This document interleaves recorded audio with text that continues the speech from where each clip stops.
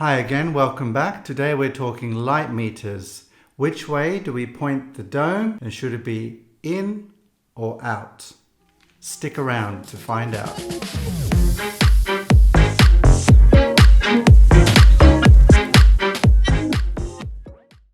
Welcome back. I'm Jesse from Complete Communication Sweden, and let's talk about light meter domes. So essentially, a light meter will measure the light and give you a reading to help you with your camera settings. But there are different schools of thoughts on which way you should point the dome, either directly at the camera or alternatively pointed to the source of light depending on where it's coming from and measure that light.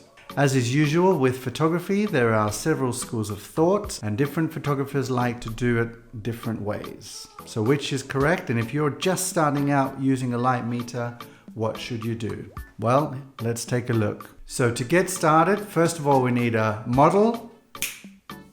And here we have Anna, named so by my daughter. And next we need a light. There we go. An octabox on the stand set at 45 degrees. But I think there's one more thing we need. Oh, that's right. A light meter and a camera. Here we go.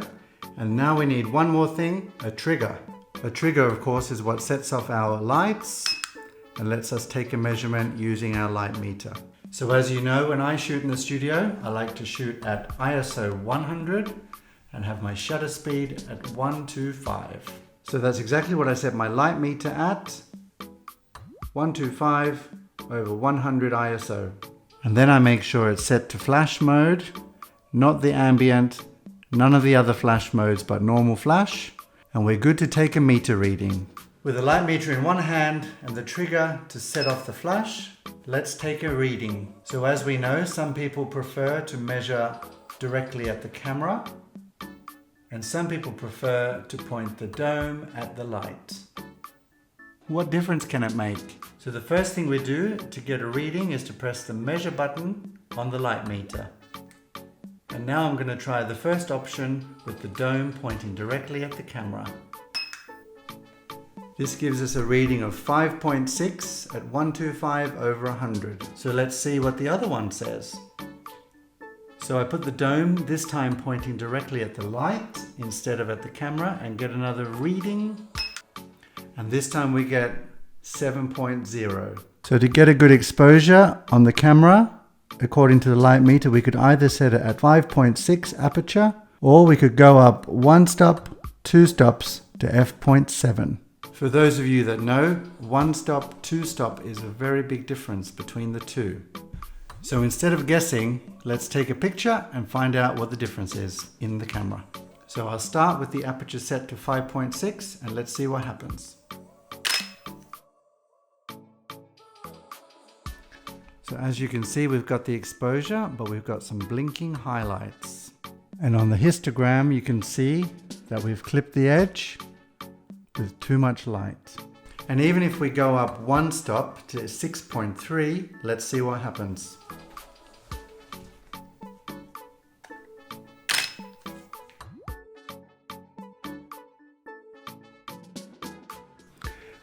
Even 1 stop up, we still get blinking highlights, and we've lost detail on the white shirt.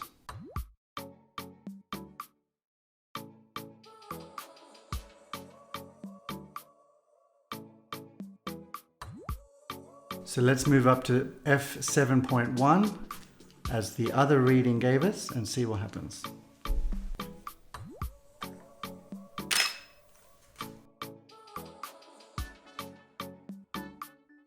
So this time, even though it's blinking RGB, we've not lost any white on the shirt.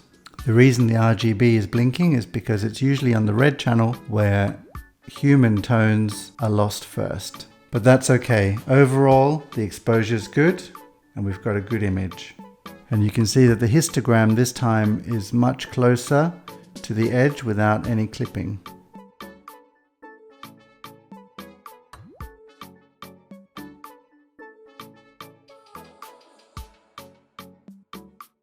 And that way, now that we know that 7.1 is the f-stop we want to shoot at, we can now start shooting. And it doesn't matter how far away we are or how close, how much we zoom in or what angle, 7.1 is always going to be the right conditions for this to get our picture perfectly exposed without losing any highlights, especially on things like the white detail on the shirt, which often will get clipped very easily.